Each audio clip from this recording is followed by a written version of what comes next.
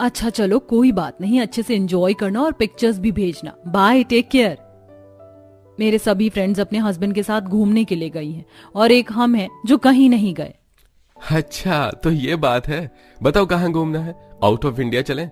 एक काम करते हैं, बाली या थाईलैंड चलते हैं। मेरा यहाँ से जाने का बिल्कुल भी मन नहीं है। मुझे कोई ऐसी जगह जाना है जहाँ काफी सुकून भरा माहौल हो। ऐसी तो एक ही जगह है और वो है मेरा गांव। हम गांव चलते हैं। 2 साल हो गए हमारी शादी को और मैं अभी तक अपने गांव वाले ससुराल नहीं गई। बहुत मजा आएगा। आरुष गांव जाने के लिए ट्रेन की टिकट बुक करता है। अगले हफ्ते ही दोनों ट्रेन का सफर तय करते हुए गांव के सबसे नजदीकी रेलवे स्टेशन पर उतरते हैं। फिर कुछ दूर पैदल चलते हैं, पर अब भी गांव बहुत दूर था, इसलिए वो अब तांगे में बैठकर आगे का सफर तय करते हैं। आरुष, क्या तुम्हारे गांव में अभी तक पक्की सड़कें नहीं बनी है? तांगे में कितने झटके लग रहे हैं। मेरी तो कमर में दर्द भी शुरू हो गया है। शिल्पा, गांव में तो तांगे और बैलगाड़ी में घूमने का ही मजा है। बस थोड़ी देर और, बस घर आने ही वाला है। थोड़ी देर में तांगे वाला उन्हें उनके घर तक पहुंचा देता है। ससुराल वाले उनका स्वागत करने के लिए हाथों में थाल और फूल लिए खड़े थे। फिर उनका स्वागत होता है और वो अंदर जाते हैं। ऐसे ही कुछ दिन गुजर जाते हैं। शिल्पा अपने आंगन में बैठी होती है कि तभी शिल्पा की जेठानी सुषमा का बेटा राजू स्कूल से रोता हुआ आता है। राजू, क्या हुआ तुम्हें? रो क्यों रहे हो? वो आज मैं स्कूल लेट पहुंचा था ना, तो टीचर ने मुझे पूरा दिन क्लासरूम के बाहर खड़ा करके रखा था। लेकिन तुम तो सुबह 5 बजे स्कूल के लिए निकले थे, तो फिर लेट कैसे हो गए? अरे शिल्पा, इसका स्कूल यहाँ से 5 किलोमीटर दूर है और तांगे से जाते हुए समय तो लग ही जाता है। लेकिन क्यों जेठानी जी, क्या यहाँ पर बस वगैरह नहीं चलती? स्कूल के लिए तो शहरों में बस होती है और बाकी लोगों के लिए भी बस की सुविधा होती ही है।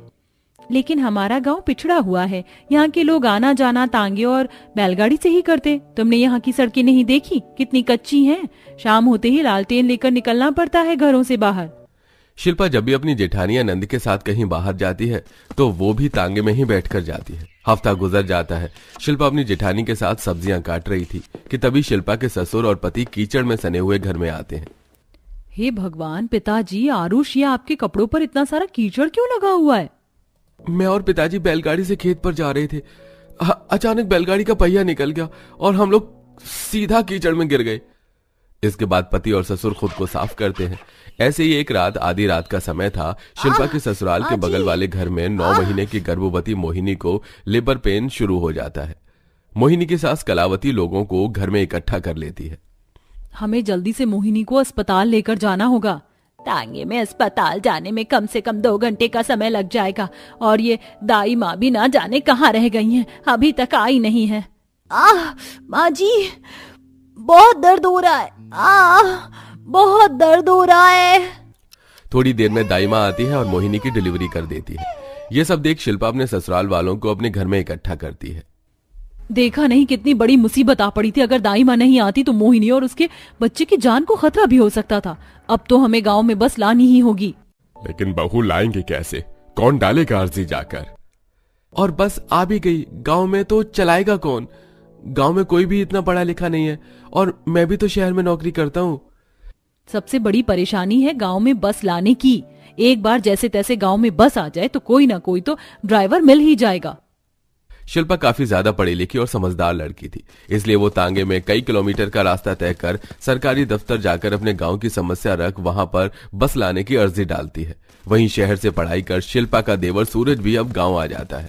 सूरज, अब तो तुम्हारी पढ़ाई भी खत्म हो गई है, तो क्या सोचा है? शहर में ही नौकरी करोगे क्या? अरे नहीं भाभी, मैं तो बस पढ़ाई के लिए गया था। अब तो मैं गांव में रहकर ही अपना खेत का काम देखूंगा। वैसे सूरज, तुम इतने समय से शहर में रह रहे हो, तुम्हें तो ड्राइविंग वगैरह आती ही होगी। हाँ भाभी, बाइक और कार वगैरह तो मैं चला ही लेता हूँ। फैंटास्टिक। सूरज देखो, यहाँ खेत का काम संभालने के लिए काफी सारे लोग हैं, लेकिन तुम्हें एक बहुत जरूरी काम करना है। मैंने सरकारी दफ्तर जाकर गांव में बस लाने की अर्जी डाली है और ये काम जल्द से जल्द हो।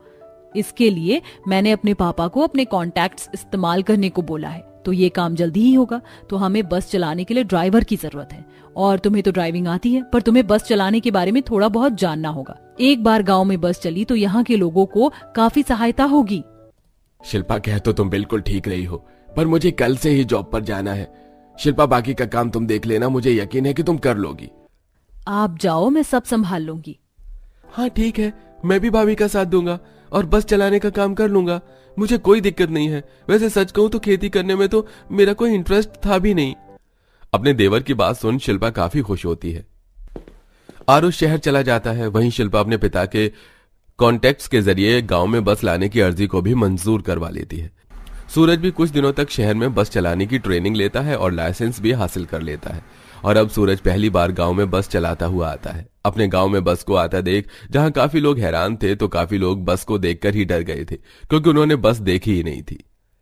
अरे मोरी मैया, ये क्या आ रहा है हमारी तरफ? कोई राक्षस है या असुर? डर के मारे लखन बिरजू के पीछे जाकर खड़ा हो जाता है कि तभी सूरज उनके करीब आकर बस रोक कर उतरता है और वहां पर लोग भी इकट्ठा होने शुरू हो जाते हैं। अरे सूरज बिटवा, ये तो किस जानवर की सवारी करके आया है? ये क्या बला है भाई? अरे बिरजू काका, ये कोई बला नहीं है। ये है बस जो शहरों में चलती है। ये आपको एक जगह से दूसरी जगह ले जाने का काम करेगी। हाँ काका, अब हमारे गांव में भी बस आ गई है। अब आप लोगों को अपने गांव से स्कूल या कोई दूसरी जगह जाने में ज्यादा वक्त नहीं लगेगा। मेरी बहू ने वो कर दिखाया जो सालों से इस गांव के प्रधान नहीं कर पाए। बहू, तू ही इस बस की पूजा कर। शिल्पा पहले नारियल फोड़ती है, फिर बस पर स्वास्तिक बनाकर उसे टीका करके उसकी आरती उतारती है और सबसे कहती है, तो चलिए अब सब लोग बस में चढ़िए, बस का उद्घाटन भी तो करना है। अरे नहीं नहीं, हमें तो इसे देखकर ही डर लग रहा है। अरे कहीं इसके अंदर चढ़े और कुछ हो गया तो? अरे नहीं नहीं नहीं नहीं। अरे तुम तो बच्चों की तरह डर रहे हो और बाकी सबको भी डरा रहे हो। कुछ नहीं होगा, चलिए सब। सूरज बस ड्राइवर की सीट पर जाकर बैठ जाता है। वहीं शिल्पा अपने ससुराल वालों और गांव वालों के साथ बस में चढ़ती है और सब एक एक सीट पकड़कर बैठ जाते हैं। जैसे ही सूरज बस चालू कर बस को आगे बढ़ाता है तो बस हिलने लगती है, जिसके चलते बस में बैठे सभी गांव वाले काफी डर जाते हैं। राम राम राम राम राम राम राम, ये बस तो हिल रही है, कहीं ये फटने तो नहीं वाली है। जल्दी से मुझे बस से उतारो, मुझे जाना है यहाँ से। अरे राम दुलारी, डरो मत, मेरा हाथ पकड़ लो। हाँ, आप माँ जी का हाथ पकड़ लो। और काकी, जब कोई भी इंजन चालू होता है तो ऐसे ही आवाज आती है। कुछ नहीं होगा, आप बैठो आराम से। शिल्पा राम दुलारी को समझा रही होती है कि तभी बस हिलने की आवाज से श्याम डर के मारे खड़ा हो जाता है और जैसे एकदम बस चल पड़ती है तो वो गिर जाता है। अरे हाय मेरी मैया, अरे कमर, ये बस तो गिराती भी है और मारती भी है। अरे तो तुम्हें किसने कहा था खड़ा होने के लिए? चुपचाप से बैठा नहीं जा रहा तुम पर? इस सीट पर कील लगी हुई है क्या? बैठो चुपचाप से। बेचारा श्याम कमर पकड़ता हुआ उठता है और सीट पर बैठ जाता है।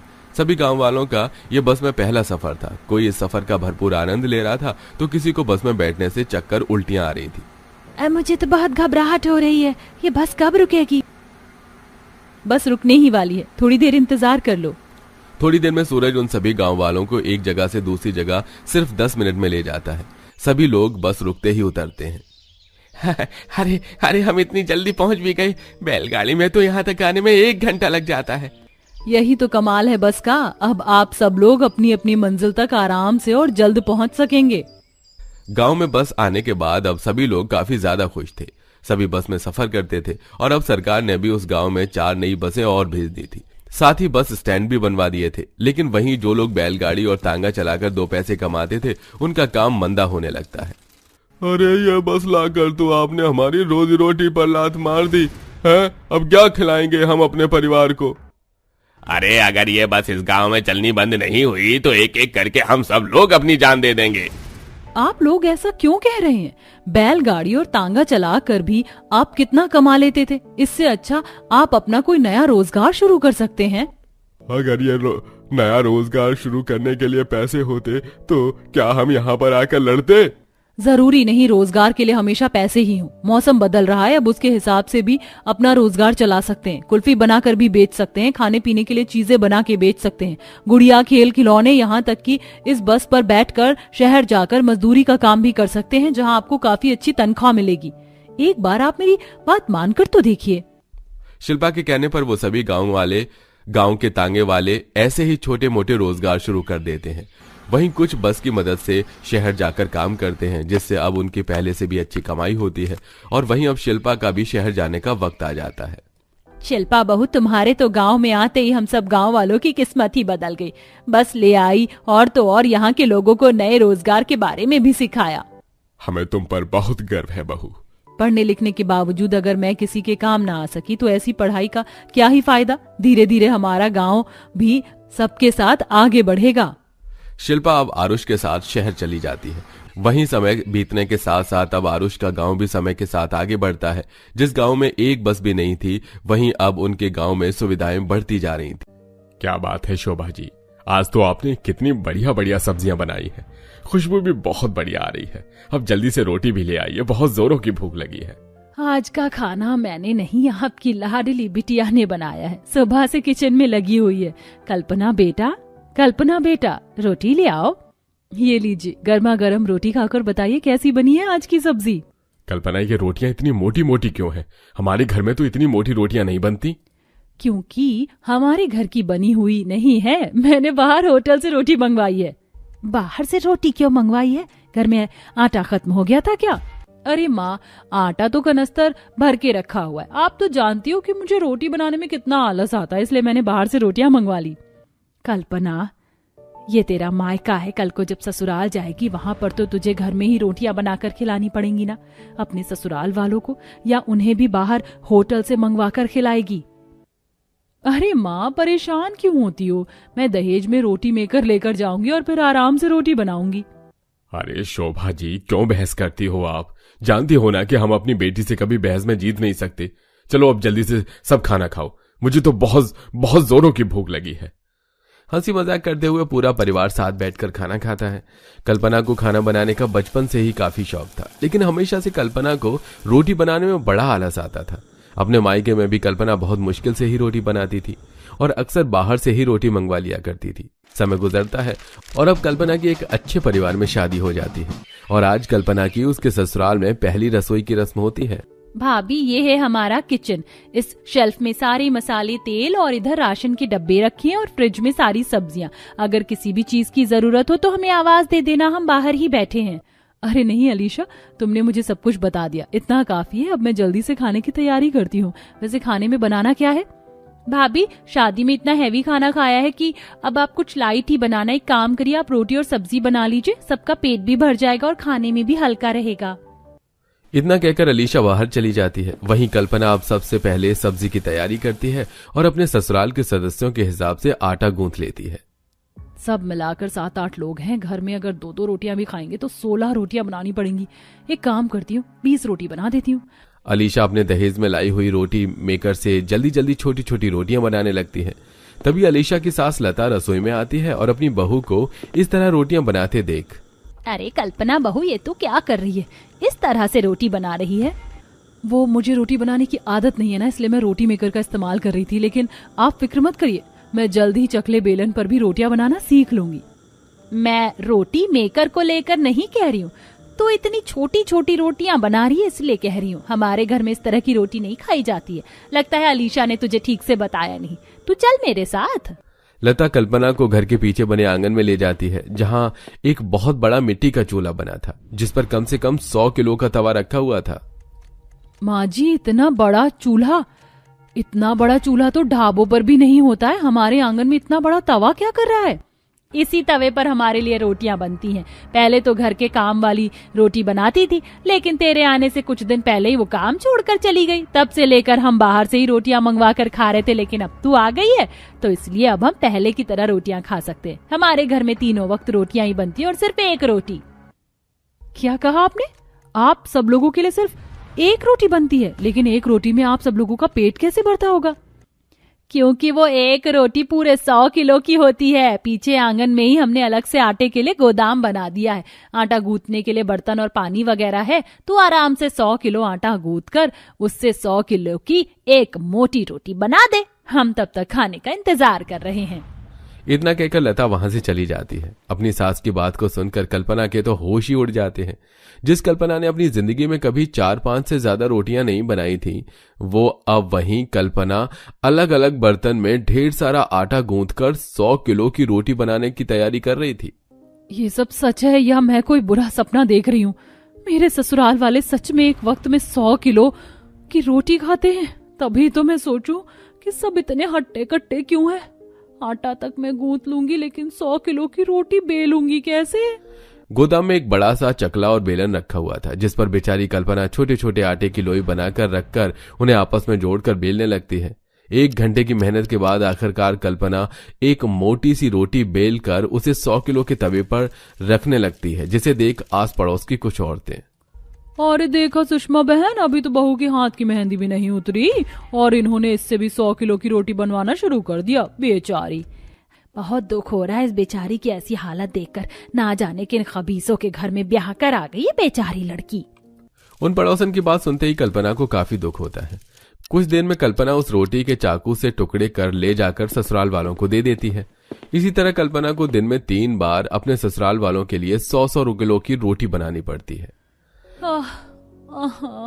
आटा गूंथते हुए हाथों की पूरी उंगलियां सूज कर टमाटर जैसी लाल हो गई हैं। कभी ढेर सारा आटा गूंथने की वजह से कल्पना के हाथों में दर्द होता, तो कभी 100 किलो की रोटी पलटने और गर्मा गर्म तवे से हाथ जल जाता। काश मैं अपनी सहेलियों की बात मान लेती। सही कहा था उन्होंने कि पहले आए रिश्ते के लिए कभी हाँ मत बोलना, लेकिन मुझे ही शादी की जल्दी पड़ी थी। लगता है जिंदगी भर अपने माँ बाप को बाहर से रोटियां मंगवा कर खिलाई है, इसलिए भगवान इसकी सजा दे रहा है मुझे। जहां एक तरफ रोज रोज 100-100 किलो की रोटी बनाकर कल्पना परेशान हो रही थी, वहीं कल्पना के ससुराल वाले हर रोज 100 किलो की रोटी खाकर अपना वजन भी बढ़ा रहे थे। माँ देखो ना, ये सूट मैंने 2 हफ्ते पहले ही सिलवाया था, लेकिन ये तो इतना टाइट हो गया। क्या मेरा वजन इतना जल्दी बढ़ गया? 100 किलो की रोटी खाओगे तो वजन तो बढ़ेगा ही ना। सबके सब ढोल की तरह फटे जा रहे हैं। अरे यार, इस बार तो घर के राशन का बजट कुछ ज्यादा ही बैठ गया है। पूरे 25,000 का राशन आया इस महीने तो। 25,000 का? लेकिन इतना कैसे? हमारे पड़ोस वाले घर में तो 10 से 12 लोग हैं, तो भी उनके घर में 10,000 तक का राशन आता है, लेकिन हमारे घर में तो इतने कम लोग हैं, फिर भी 25,000 का राशन। ये इतना राशन कहाँ जा रहा है? आप लोगों के पेट में, और दिन में 100 किलो की 3-3 रोटियां बनवाओगे तो राशन तो लगेगा ही ना। भुक्कड़ कहीं की। सही कह रहे थे पड़ोस वाले, ना जाने किन खबीसों के घर में आई हूं मैं। समय ऐसे ही गुजरता रहता है। कल्पना हर रोज की तरह आंगन में बैठकर अलग अलग बर्तन में ढेर सारा आटा गूंथ रही थी कि तभी एक गाय आती है और आटे में मुंह मारने लगती है। भाग यहाँ से, इतनी मुश्किल से मैंने आटा गूंथा और तू इसे खराब कर रही है। भाग यहाँ से, बहुत हुआ, मेरी तो नाक में दम कर दिया इन लोगों ने। अब तो इन्हें मुझे ही सुधारना पड़ेगा। कल्पना जानबूझकर आज की 100 किलो की रोटी को बिल्कुल तवे पर जला देती है और वहीं जली हुई रोटी लाकर सभी को परोसती है। अरे ये क्या बहू, तूने तो बिल्कुल जला हुआ मोटा पापड़ लाकर रख दिया है। अरे माँ जी, वो जरा मैं किसी काम से कमरे में चली गई थी, जब तक आई तो रोटी जलने लगी। और ये 100 किलो की रोटी इतनी भारी होती है कि इसके पलटने में ही 5 मिनट लग जाते हैं। कल्पना कभी जानबूझकर रोटी जलाती तो कभी रोटी को आधा कच्चा पका कर ले आती। माँ, कल भाभी ने रोटी जला दी और आज कच्ची रोटी उठा कर ले आई। खा ले बेटा, कम से कम जली हुई रोटी से तो यही ठीक ही है। अपने ससुराल वालों को सबक सिखाने के लिए कल्पना गोदाम में से हर रोज आटा निकालकर बाहर गरीबों में बांट देती है, जिसके चलते बार बार इन लोगों को आटा लेकर आना पड़ता, जिसका असर उन लोगों के खर्चे पर पड़ रहा था। साथ ही कल्पना आज कुछ दिनों के लिए अपने मायके जा रही होती है। माँ बहुत दिनों से याद कर रही हैं, तो मैं कुछ दिनों के लिए मायके जा रही हूँ। कुछ दिनों में वापस आ जाऊंगी। कल्पना के मायके जाने के बाद अब रोटी बनाने की जिम्मेदारी लता और उसकी दोनों बेटियों पर आ जाती है। सिर्फ एक बार ही 100 किलो की रोटी बनाने में इन तीनों माँ बेटियों की हालत टाइट हो जाती है। जरा मेरे हाथ तो देखो कितने सूज रहे हैं। अब तो मैं दोपहर में चावल खा लूंगी, मुझ में हिम्मत नहीं है कि दोबारा से 100 किलो की रोटी बनाऊं। मैं तो बाहर से ही रोटी मंगवा लूंगी, आज के लिए इतना काफी है। 100 किलो की रोटी बेलते बेलते मेरी कमर में ही दर्द हो गया है। 2 से 4 दिन में ही लता और उसकी दोनों बेटियां रोटियां बनाकर थक जाती हैं। सबको अपने बढ़ते वजन और घर के बढ़ते खर्च पर भी अब नजर जाने लगी थी। अब मैं तो दिन के बस पतली पतली 2 रोटियां ही खाऊंगी। मेरा वजन देखो कितना बढ़ गया है। 4 दिन पहले के लाए हुए कपड़े भी फिट नहीं आ रहे मुझे। सबका यही हाल है। जरा घर के खर्चे पर तो नजर डालो। बाप रे बाप, दिन पर दिन पैसे बढ़ते ही जा रहे हैं। हमारी पुरानी आदत ने हमारा कितना नुकसान करके रख दिया है। पैसों के साथ साथ शरीर की हालत भी कितनी खराब हो गई है। अब इस घर में कभी भी 100 किलो की रोटी नहीं बनेगी। अब से हम सभी और लोगों की तरह मामूली छोटी रोटियां ही खाएंगे, वो भी लिमिट में। कल्पना जैसे ही अपने ससुराल आती है तो ये सब जानकर काफी खुश होती है, जिसके बाद अब कल्पना दहेज में लाए हुए अपने रोटी मेकर से सबके हिसाब से छोटी छोटी 2 रोटियां ही बनाती है।